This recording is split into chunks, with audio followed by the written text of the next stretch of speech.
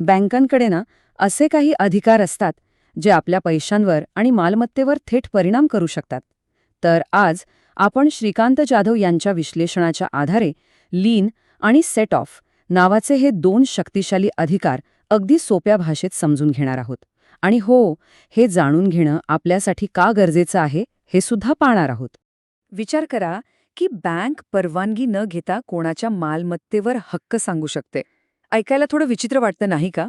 पण लीन आणि set of या कायदेशीर संकल्पनांमुळे हे अगदी शक्य आहे. चला तर मग या संकल्पना नेमक्या काय आहेत ते सविस्तरपणे पाहूया. तर मग पहिली संकल्पना आहे लीन. हा धनकोचा म्हणजे सोप्या भाषेत कर्ज देणाऱ्याचा एक असा मूलभूत अधिकार आहे जो त्याला कर्जदाराची मालमत्ता ताब्यात ठेवण्याची शक्ती देतो. म्हणजे नेमकं काय? तर जोपर्यंत कर्ज फेडलं जात नाही तोपर्यंत बँक कर्जदाराची मालमत्ता स्वतःच्या ताब्यात ठेवू शकते. हा बँकेचा कायदेशीर हक्क आहे. पण इथे एक गोष्ट खूप महत्वाची आहे. हा हक्क फक्त मालमत्ता ताब्यात ठेवण्याचा आहे, ती विकण्याचा नाही. आता ह्या लीनचे पण भारतीय करार कायद्यानुसार दोन प्रकार आहेत. पहिला आहे स्पेसिफिक लीन, म्हणजे एखाद्या विशिष्ट कामासाठी मालमत्ता ताब्यात ठेवणं. हे अगदी सोपं आहे.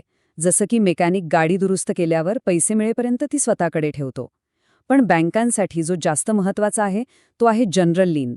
कलम 171 नुसार कोणत्याही प्रकारच्या थकबाकीसाठी बँक कर्जदाराची कोणतीही मालमत्ता ताब्यात ठेवू शकते. अर्थात यालाही काही मर्यादा आहेत. बँकेचा हा जनरल लीनचा हक्क सेफ डिपॉझिट लॉकरमध्ये ठेवलेल्या वस्तूंना किंवा न्यायालयाकडे असलेल्या कोणत्याही कागदपत्रांना लागू होत नाही. हे झालं लीनबद्दल. आता आपण दुसऱ्या महत्वाच्या संकल्पनेकडे वळूया आणि ती म्हणजे सेट ऑफ. हा अधिकार लीनपेक्षा वेगळा आहे, पण तितकाच पॉवरफुल आहे. सेट ऑफ म्हणजे बँकेचा असा अधिकार ज्यामुळे ती एकाच ग्राहकाच्या वेगवेगळ्या खात्यांमधल्या पैशांची जुळवाजुळव करू शकते.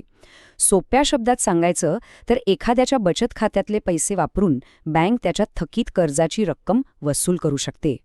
पण थांबा, बँक हे असं कधीही करू शकत नाही.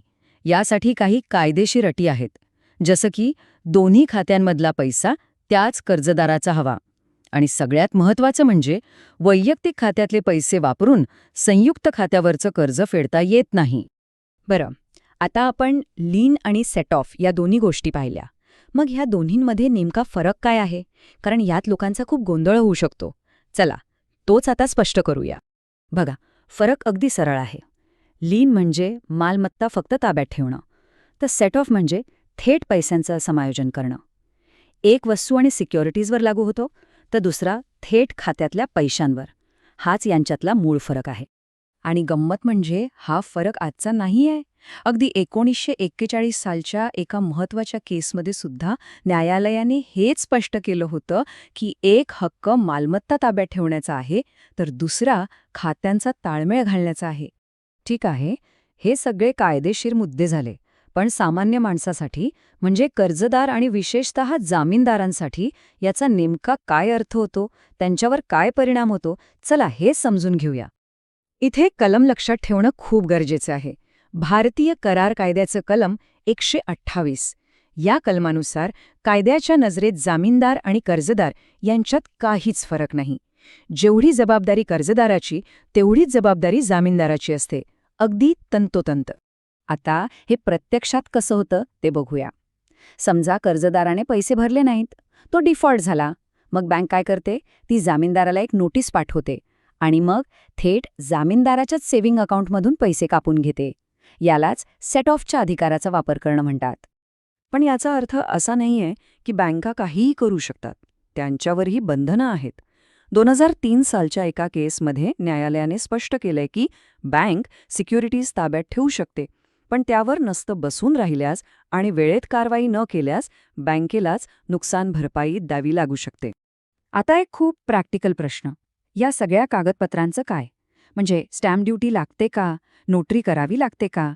हे प्रश्न पडतातच. याचं उत्तर साधं आहे, नाही आणि हो, दोन्ही. बघा, जर बँक तिचा कायदेशीर अधिकार वापरत असेल तर कोणताही वेगळा कागद लागत नाही, त्यामुळे स्टॅम्प ड्युटीचा प्रश्नच येत नाही. पण जर यासाठी एखादा वेगळा करार केला असेल, जसं की गॅरंटी बॉन्ड, तर मात्र त्यावर स्टॅम्प ड्युटी भरावीच लागते. आणि राहिला प्रश्न नोटरीचा, तर लक्षात ठेवा, कायद्यानुसार नोटरी करणं अजिबात बंधनकारक नाहीये. काही बँका ते करायला सांगतात, पण तो त्यांचा अंतर्गत नियम असतो, कायद्याचा नाही. तर मग या सगळ्या माहितीचा निष्कर्ष काय निघतो? बँकांना हे अधिकार का दिले आहेत आणि हे सगळे इतकं महत्त्वाचं का आहे? श्रीकांत जाधव यांच्या विश्लेषणानुसार हे अधिकार बँकांसाठी खूप महत्त्वाचे आहेत. यामुळे बँकांचं कर्ज सुरक्षित राहतं, त्यांची जोखीम कमी होते आणि सगळ्यात महत्त्वाचं म्हणजे जे NPA किंवा बुडीत कर्ज आहे ते वसूल करायला मोठी मदत होते. या सगळ्यामुळे आपली संपूर्ण बँकिंग सिस्टीम स्थिर राहते. पण शेवटी एक प्रश्न उरतोच.